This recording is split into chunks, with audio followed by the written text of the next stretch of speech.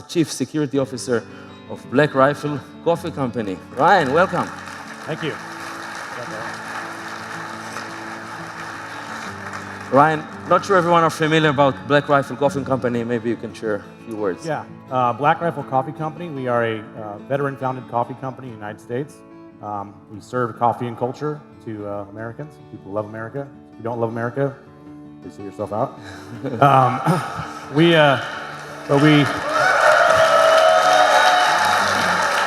We support military veterans, active duty, their families, law enforcement, and so right now I know this audience is filled with veterans, so I want to thank you and your families for your service.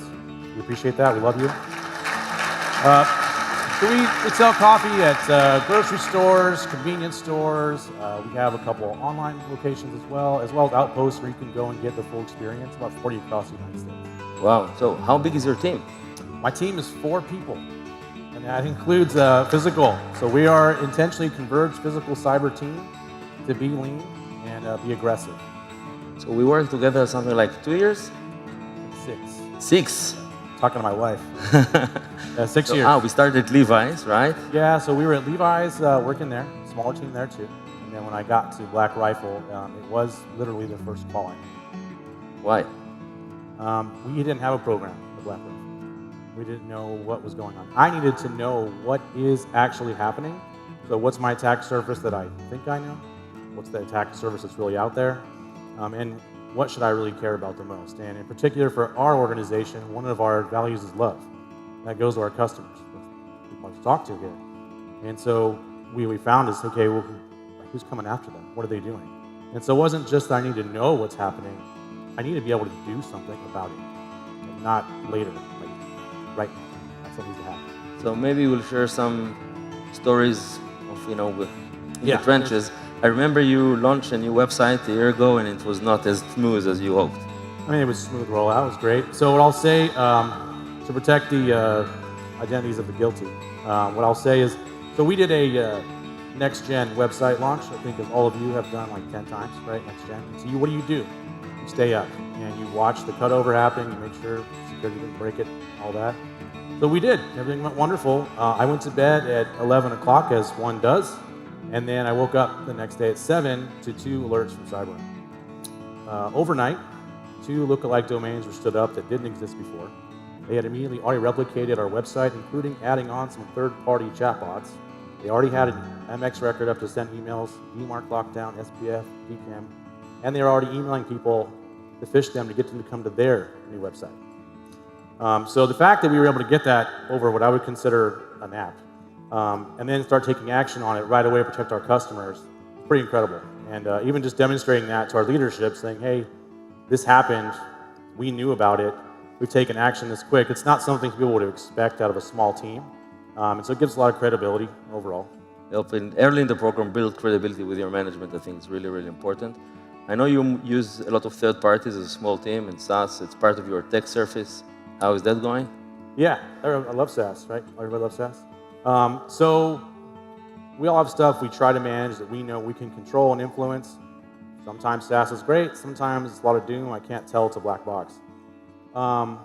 Look, our tech service is everything. It doesn't matter. They're going to come after our customers where they are. It doesn't matter if I manage it or somebody else does. So one of the things we get alerts on all the time is, hey, there's this, maybe it's a subdomain that belongs to a larger organization, a SaaS provider that I know for a fact most of you in the room use, several of them. And we find things, hey, this is misconfigured and we are exposed. And all of you are exposed. And so we are able to take that information we get. And I do say we, because I don't talk about Cyberint as like another group. You know, it's our team. We say, hey, you have this issue, did you know? No, they don't. They go and fix it. And we save a lot of people. And for me and my organization in particular, it goes a long way. It's not just about protecting Black Rifle. You know, we're talking about loving America and things like that. Those are all of our people, whether you're wanted to buy our coffee today or not.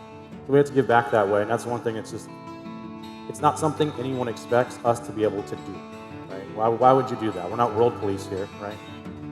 I think it's amazing. It's part of our mission to make the world a little bit better, safer place. And you are not only using our platform, you also use our managed service capabilities, our analyst investigation. You know, why? Yeah, so I'll talk about it because I've used the other threat intelligence platforms that are just a feed or things like that. What's happening most of the things coming at all of us aren't happening in a nice little neat box of a Gartner quadrant, right? There's a lot of stuff in the shadows. And so, yes, there are things I know are our intelligence requirements. We need to know this information. But there are quite a few things that come through that I never have thought to look at.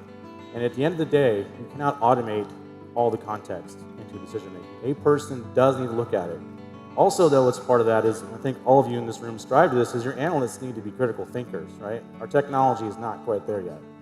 So having an analyst who can come back to me and say, hey, I saw this, you weren't thinking it was a big deal, or you didn't know about this, or hey, we think this is a larger problem, or hey, what do we go look over here? That's helpful. And telling me straight up what I'm not doing well. We need a feedback loop. We don't have all the answers, right? So that's one thing I think is very invaluable. The other, I would say, is the investigative capabilities. I think when we first started, we used to call it a secret menu, right? Like, hey, I need to know about certain things that come up that are not going to come in a log stream. They're not a known pattern, and I don't give me specific examples, but I will say like, hey, I need to know about this actor at this point. I need to know about this company, this person, this situation. I can go to a team who's expert at that and say, hey, this is what I got.